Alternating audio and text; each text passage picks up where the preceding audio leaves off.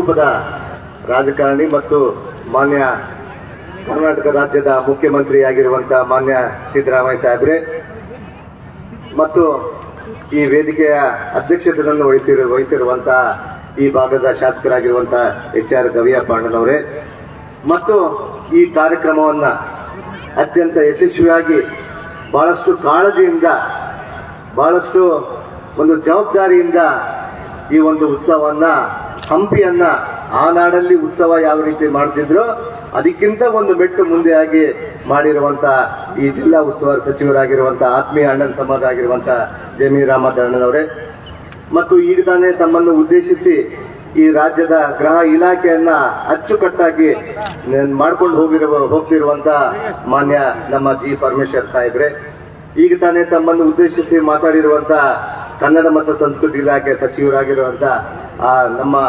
ಶಿವರಾಜ್ ತಂಗಡಿಗೆ ಅವರೇ ಮತ್ತು ನೇಮರಾಜ್ ನಾಯ್ಕ ಅವರೇ, ಕೃಷ್ಣ ನಾಯ್ಕ ಅವರೇ, MP ಶ್ರೀನಿವಾಸ್ ಅವರೇ, MP ಲತಕ್ಕನವರೇ, ದೇವೇಂದ್ರಪ್ಪನವರೇ, ಭೀಮಾ ನಾಯಕ್ ಅವರೇ, ಮಾನ್ಯ ನಮ್ಮ ನಾರಾ ಭರತ್ ರೆಡ್ಡಿ ಅವರೇ, ರಾಘವೇಂದ್ರ ಇಟ್ನಾಳ್ ಅವರೇ, JN ಗಣೇಶ್ ಅವರೇ, ಡಾಕ್ಟರ್ ಅಜಯ್ ಸಿಂಗ್ ಅವರೇ, ಪದ್ಮಶ್ರೀ ಪ್ರಶಸ್ತಿ ವಿಜೇತರಾಗಿರುವಂತಹ ಜೋಗತಿ ಮಂಜಪ್ಪನವರೇ ಮತ್ತು VS ಉಗ್ರಪ್ಪ ಅಣ್ಣನವರೇ, ನಾಗರಾಜ್ ಅಣ್ಣನವರೇ ಹಾಗೂ ಇಲ್ಲಿ ನೆರೆದಿರುವಂತಹ ಸಮಸ್ತ ಹಂಪಿ ಉತ್ಸವ ನೋಡ್ಲಿಕ್ಕೆ ಬಂದಂತಹ ಎಲ್ಲ ಗಣ್ಯಮಾನ್ಯರೇ ಮತ್ತು ಪತ್ರಿಕಾ ಮಾಧ್ಯಮದ ಮಿತ್ರರೇ, ಬಹುಶಃ ಹಂಪಿ ಉತ್ಸವ ಪ್ರತಿಯೊಂದು ಸಂದರ್ಭದಲ್ಲಿ ಒಂದು ವಿಶೇಷವಾಗಿ ನಡ್ಕೊಂಡು ಬರ್ತಾ ಇತ್ತು.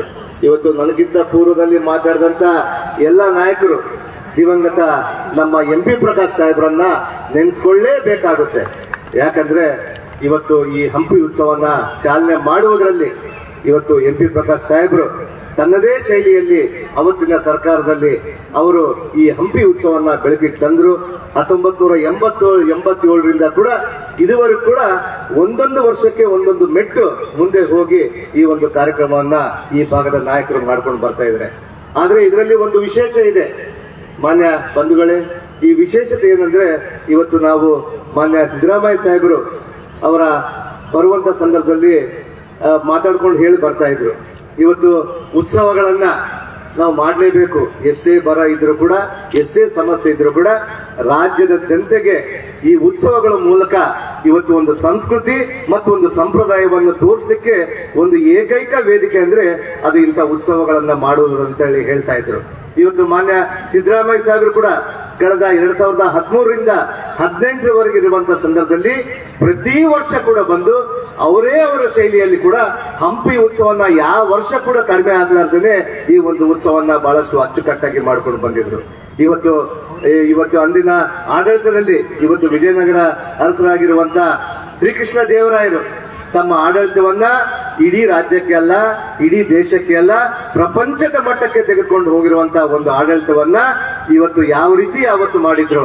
ಇವತ್ತು ಶ್ರೀಕೃಷ್ಣ ದೇವರಾಯರು ಕೂಡ ತನ್ನ ಆಡಳಿತದಲ್ಲಿ ಕೆಲವೇ ವರ್ಷಗಳು ನಡೆಸಿದ್ರು ಕೂಡ ಅವರು ಇಲ್ಲಿಂದ ಈ ಭಾಗದಿಂದ ಶ್ರೀಲಂಕಾದಿಂದ ಕನ್ಯಾಕುಮಾರಿ ನಮ್ಮ ಕಾಶ್ಮೀರದವರೆಗೆ, ಕಾಶ್ಮೀರದಿಂದ ಕೂಡ ಮತ್ತೆ ಇಟಲಿವರೆಗೆ ಕೂಡ ಹೋಗಿ ಅವರ ತನ್ನದೇ ಶೈಲಿಯಲ್ಲಿ ಆಡಳಿತವನ್ನು ಮಾಡಿಕೊಂಡು ಈ ಹಂಪಿಯನ್ನ ಒಂದು ಜಗತ್ ಪ್ರಸಿದ್ಧ ಮಾಡುವುದರಲ್ಲಿ ಯಾವ ರೀತಿ ಪ್ರವೀಣರಾಗಿ ಹೋಗಿದ್ರು.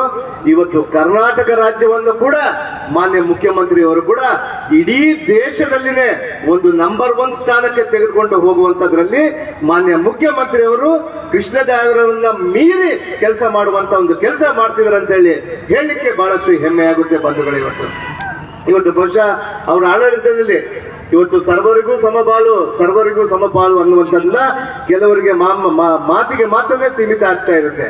ಆದ್ರೆ ನಮ್ಮ ಮುಖ್ಯಮಂತ್ರಿ ಅವರಿಗೆ ಇವತ್ತು ಪ್ರತಿಯೊಬ್ಬರ ಕಟ್ಟ ಕಡೆಯ ವ್ಯಕ್ತಿ ಕೂಡ ಕಾಳಜಿ ಇಟ್ಕೊಂಡು ಕಟ್ಟ ಕಡೆಯ ವ್ಯಕ್ತಿ ಕೂಡ ಸರ್ಕಾರದ ಯೋಜನೆಗಳು ತಲುಪಿಸಬೇಕು, ಸರ್ಕಾರದ ಯೋಜನೆಗಳು ಅವ್ರಿಗಾಗೆ ಇರಬೇಕು ಅನ್ನುವಂತ ವಿಚಾರದಿಂದ ಮಾನ್ಯ ಮುಖ್ಯಮಂತ್ರಿ ಸಿದ್ದರಾಮಯ್ಯ ಸಾಹೇಬರು ಇವತ್ತು 5 ಗ್ಯಾರಂಟಿಗಳನ್ನ ಮಾಡಿ ಇವತ್ತು ಯಶಸ್ವಿಯಾಗಿ ಮಾಡಿ ಇವತ್ತು ಕರ್ನಾಟಕ ರಾಜ್ಯಾದ್ಯಂತ ಸುಭಿಕ್ಷೆಯಾಗಿ ಇವತ್ತು ಯಾವ ರೀತಿ ರಾಮರಾಜ್ಯ ಇತ್ತು, ಇವತ್ತು ಸಿದ್ದರಾಮಯ್ಯ ಸಾಹೇಬರ ರಾಮರಾಜ್ಯ ನಿಜವಾಗ್ಲೂ ರಾಮರಾಜ್ಯ ಕರ್ನಾಟಕದಲ್ಲಿ ಇದೆ ಅನ್ನುವಂತ ವಿಚಾರವನ್ನು ಹೇಳಲಿಕ್ಕೆ ಹೆಮ್ಮೆ ಆಗುತ್ತೆ ಬಂಧುಗಳೇ. ಇವತ್ತು ಇವತ್ತು ತಾವೆಲ್ಲ ಕೂಡ ಇಷ್ಟು ವಿಜೃಂಭಣೆಯಿಂದ ಬರ್ಲಿಕ್ಕೆ ಕಾರಣ ಅಂದ್ರೆ ನಮ್ಮ ಆಡಳಿತವನ್ನು ಮಾಡುವಂತ ನಮ್ಮ ಮಾನ್ಯ ಮುಖ್ಯಮಂತ್ರಿ ಅವರು.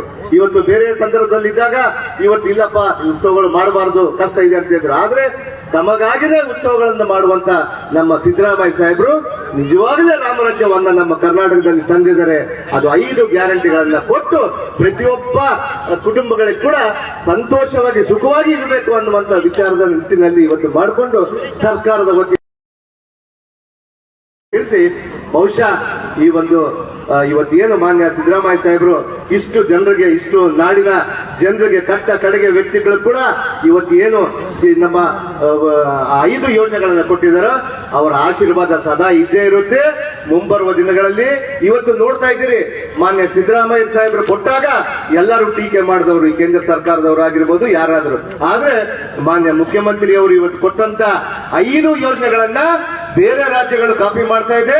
ಇವತ್ತು ಕೇಂದ್ರ ಸರ್ಕಾರದಲ್ಲಿ ನಡೆಸುವಂತ ಇವತ್ತೇನು ಡೋಂಗಿ ರಾಜಕಾರಣಿಗಳು ಕೂಡ ಇವತ್ತು ಮಾನ್ಯ ನಮ್ಮ ಸಿದ್ದರಾಮಯ್ಯ ಸಾಹೇಬರು ಕೊಟ್ಟಂತ ಯೋಜನೆಗಳ ಬಗ್ಗೆ ಇವತ್ತು ಮಾಡಿ ಅವರು ಕೂಡ ನಮ್ಮ ಕರ್ನಾಟಕವನ್ನ ಕಾಪಿ ಮಾಡ್ತಿದ್ದಾರೆ ಅನ್ನುವಂತ ವಿಚಾರವನ್ನು ಹೇಳಿ ಇವತ್ತು ಬಹುಶಃ ಮಾನ್ಯ ಸಿದ್ದರಾಮಯ್ಯ ಸಾಹೇಬರು ಈ 5 ಗ್ಯಾರಂಟಿಗಳಿಂದ ಜನರಿಗೆ ಒಳ್ಳೇದು ಮಾಡ್ತಾರೆ ಅಂತ ವಿಶ್ವಾಸವನ್ನು ಹೇಳಿ ಮುಂಬರುವ ದಿನಗಳಲ್ಲಿ ಇದೇ ರೀತಿಯಾಗಿ ತಮ್ಮೆಲ್ಲರ ಆಶೀರ್ವಾದ ಮಾನ್ಯ ಸಿದ್ದರಾಮಯ್ಯ ಸಾಹೇಬರ ಮೇಲೆ, ಈ ಸರ್ಕಾರದ ಮೇಲೆ ಇರಬೇಕು.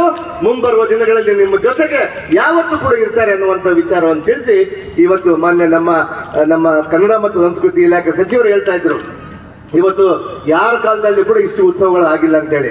ಇವತ್ತು ಮಾನ್ಯ ಶಿವರಾಜ್ ತಂಗಡಿಗೆ ಅವರು ಹೆಮ್ಮೆಯಿಂದ ಹೇಳ್ತಾ ಇದ್ರು, ಇವತ್ತು ಅವರ ಕನ್ನಡ ಕಲ್ಚರ್ ಆಗಿ ಇವತ್ತು ಸಚಿವರು ಹೇಳ್ತಾ ಇದ್ರು, ಪ್ರತಿಯೊಂದು ಉತ್ಸವಗಳಿಗೆ ಮಾಡೇ ಮಾಡ್ತೀವಿ, ಪ್ರತಿಯೊಂದು ಜಿಲ್ಲಾ ಉತ್ಸವಗಳ ಜೊತೆಗೆ ಮತ್ತು ಎಲ್ಲಾ ಜನಾಂಗದ ಉತ್ಸವಗಳನ್ನು ಮಾಡ್ತಾ ಇದ್ದಾರೆ ಮಾನ್ಯ ಸಿದ್ದರಾಮಯ್ಯವರು, ನಿಮ್ಮ ಸಲುವಾಗಿ ಮಾಡ್ತಾ ಇದ್ದಾರೆ ಅನ್ನುವಂತ ವಿಚಾರವನ್ನು ತಿಳಿಸಿದ್ದಾರೆ. ಆ ಕಾರಣಕ್ಕಾಗಿ ನಾವೆಲ್ಲರೂ ಕೂಡ ಒಟ್ಟಾಗಿ ಈ ಸರ್ಕಾರದ ಮಾನ್ಯ ಮುಖ್ಯಮಂತ್ರಿ ಅವರನ್ನ ಭದ್ರಪಡಿಸಿಕೊಂಡು ಹೋಗೋಣ ಅನ್ನುವಂತ ವಿಚಾರವನ್ನು ತಿಳಿಸಿ ಬಹುಶಃ ನಮ್ಮ ಜಮೀರ್ ಅಣ್ಣವರು, ನಾನು ಬಹಳ ಅನೇಕ ಜನರು ಈ ಒಂದು ಕಾರ್ಯಕ್ರಮಕ್ಕೆ ನಾನು 2008ರಿಂದ ಕೂಡ ನೋಡ್ಕೊಂಡು ಬರ್ತಾ ಇದ್ದೆ. ಆದ್ರೆ ಒಂದೊಂದು ಸಂದರ್ಭದಲ್ಲಿ ಒಬ್ಬೊಬ್ಬರ ಶೈಲಿಯಲ್ಲಿ ಮಾಡ್ತಾ ಇದ್ರು. ಮಾನ್ಯ MP ಪ್ರಕಾಶ್ ಅವರು ಒಬ್ಬ ಶೈಲಿಯಲ್ಲಿ ಮಾಡ್ತಾ ಇದ್ರು, ಮಾನ್ಯ ಸಂತೋಷ್ ಗೌಡ್ ಅವರು ಒಬ್ಬ ಶೈಲಿಯಾಗಿ ಮಾಡ್ತಾ ಇದ್ರು, ಮಾನ್ಯ ಆನಂದ್ ಸಿಂಗ್ ಅವರು ಒಂದು ಶೈಲಿಯಾಗಿ ಮಾಡ್ತಾ ಇದ್ರು, ಜನಾರ್ದನ್ ರೆಡ್ಡಿ ಅವರು ಒಂದು ಶೈಲಿಯಲ್ಲಿ ಮಾಡ್ತಾ ಇದ್ರೆ.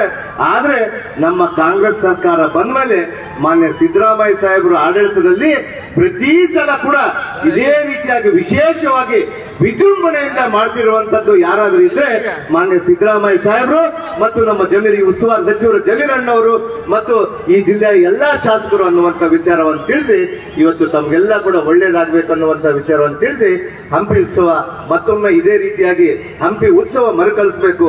ಇವತ್ತು ಅಣ್ಣವ್ರು ಹೇಳ್ತಾ ಇದ್ರು, ಇವತ್ತು ಪರಮೇಶ್ವರ್ ಅಣ್ಣವ್ರು ಹೇಳ್ತಾ ಇದ್ರು, ನಮ್ಮ ಶಿವರಾಜ್ ತಂಗಡಿಗೆ ಅವರು ಹೇಳ್ತಾ ಇದ್ರು, ಇವತ್ತು ಅವತ್ತಿನ ಕಾಲದಲ್ಲಿ ವಜ್ರ ವೈಡೂರ್ಯಗಳನ್ನ ಬೀದಿಯಲ್ಲಿ ಇಟ್ಟು ಮಾರ್ತಾ ಇದ್ರು ಅಂತೇಳಿ. ಇವತ್ತು ಕೂಡ ಈ ಭಾಗ ಅದೇ ರೀತಿಯಾಗಿದೆ. ಇವತ್ತು ಬೀದಿಯಲ್ಲಿ ಇವತ್ತು ವಜ್ರ ವೈಡೂರ್ಯ ಮಾಡ್ತಾ ಇದ್ರೆ ಇವತ್ತು ಅದೇ ರೀತಿಯಾಗಿ ಈ ಭಾಗದಲ್ಲಿರುವಂತ ಖನಿಜ ಸಂಪತ್ತನ್ನು ಕೂಡ ಅದೇ ರೀತಿಯಾಗಿ ಮಾರ್ಕೊಂಡು ಖನಿಜ ಕೂಡ ಇವತ್ತು ವಜ್ರ ವೈಡೂರ್ಯದ ರೇಟಲ್ಲಿ ಇವತ್ತು ಮಾರ್ಕೊಂಡು ಹೋಗ್ತಾ ಇದ್ದಾರೆ. ಆ ಕಾರಣಕ್ಕಾಗಿ ಈ ಭಾಗ ಯಾವತ್ತೂ ಕೂಡ ಸಮೃದ್ಧಿಯಾಗಿರಬೇಕು. ಹಂಪಿ ಯಾವತ್ತೂ ಕೂಡ ಕಡಿಮೆ ಆಗಿಲ್ಲ, ಹಂಪಿ ದಿನದಿಂದ ದಿನಕ್ಕೆ ಹೆಚ್ಚಾಗುತ್ತೆ ಅನ್ನುವಂತ ವಿಚಾರವನ್ನು ತಿಳಿಸಿ ಬಹುಶಃ ಪ್ರಪಂಚಾದ್ಯಂತ ಇವತ್ತು ಹಂಪಿಗೆ ಒಂದು ಹೊಸ ಕಿರೀಟ ಇದೆ. ಇವತ್ತು ನಮಗೆ ಬಳ್ಳಾರಿ ಜಿಲ್ಲೆ ಇಬ್ಬಾಗ ಆದಾಗ ಬಹಳಷ್ಟು ನೋವಾಯ್ತು. ನಮಗೆ ಬಳ್ಳಾರಿ ಜಿಲ್ಲೆ ಇಬ್ಬಾಗ ಆದಾಗ ನಮ್ಮ ಕಿರೀಟನ್ನೇ ಕಿತ್ಕೊಂಡು ಬಿಟ್ಟಿದ್ದಾರೆ ಅನ್ನುವಂತ ವಿಚಾರ ಬಹಳಷ್ಟು ದುಃಖ ಆಯ್ತು.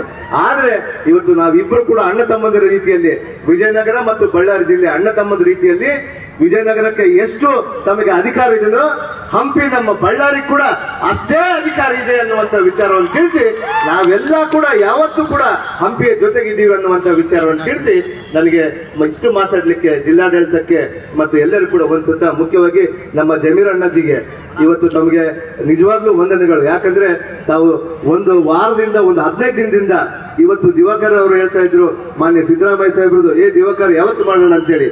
ಮಾನ್ಯ ಸಿದ್ದರಾಮಯ್ಯ ಸಾಹೇಬರು ಆ ದಾಟಿಯಲ್ಲಿ ಹೇಳಿದಾರಂದ್ರೆ ಬಹಳ ವಿಜೃಂಭಣೆಯಾಗಿ ಮಾಡು ಅಂತ ಹೇಳಿ DC ಸಾಹೇಬರಿಗೆ ಹೇಳಿದಾಗ ಇವತ್ತು ಮಾನ್ಯ ಜಮೀರಣ್ಣವರು ಕೂಡ ಬಹಳಷ್ಟು ಅಚ್ಚುಕಟ್ಟಾಗಿ ಈ ಒಂದು ಹಂಪಿಯ ಉತ್ಸವವನ್ನ ಲಕ್ಷಾಂತರ ಜನನ್ನ ಇವತ್ತು ಜಿಲ್ಲೆಗಳಿಂದ ಬೇರೆ ಬೇರೆ ಭಾಗದಿಂದ ತಾಲೂಕಿನಿಂದ ನಮ್ಮ ಕಟ್ಟಕಡೆ ಗ್ರಾಮದಿಂದ ಕೂಡ ಹಂಪಿಗೆ ಬಂದಿದ್ದಾರೆ ಅಂದ್ರೆ ಅದು ಜಮೀರಣ್ಣವರು ಮಾಡಿದಂತ ಒಂದು ವ್ಯವಸ್ಥೆಯಲ್ಲಿ ಅನ್ನುವಂತ ವಿಚಾರವನ್ನು ಹೇಳಿ ಇವತ್ತು ಬಹುಶಃ ಹಂಪಿಯನ್ನ ಬಹಳಷ್ಟು ವೈಭವವಾಗಿ ಮಾಡಿದ್ದಕ್ಕೆ ತಮಗೆ ಧನ್ಯವಾದಗಳನ್ನು ಹೇಳಿ ಮುಖ್ಯವಾಗಿ ಮಾನ್ಯ ಮುಖ್ಯಮಂತ್ರಿಯವರಿಗೆ ನಮ್ಮ ರಾಜ್ಯದ ಎಲ್ಲಾ ಉತ್ಸವಗಳನ್ನು ಇದೇ ರೀತಿ ಮಾಡಬೇಕಂತ ಅನ್ನುವಂತ ವಿಚಾರದ ಕಾಳಜಿ ಇದ್ದಿದ್ದಕ್ಕೆ ಅವರಿಗೆ ಒಂದ್ಸುತ್ತ ನನ್ನ ಮಾತುಗಳನ್ನು ಮುಗಿಸ್ತಾ ಇದ್ದೀನಿ.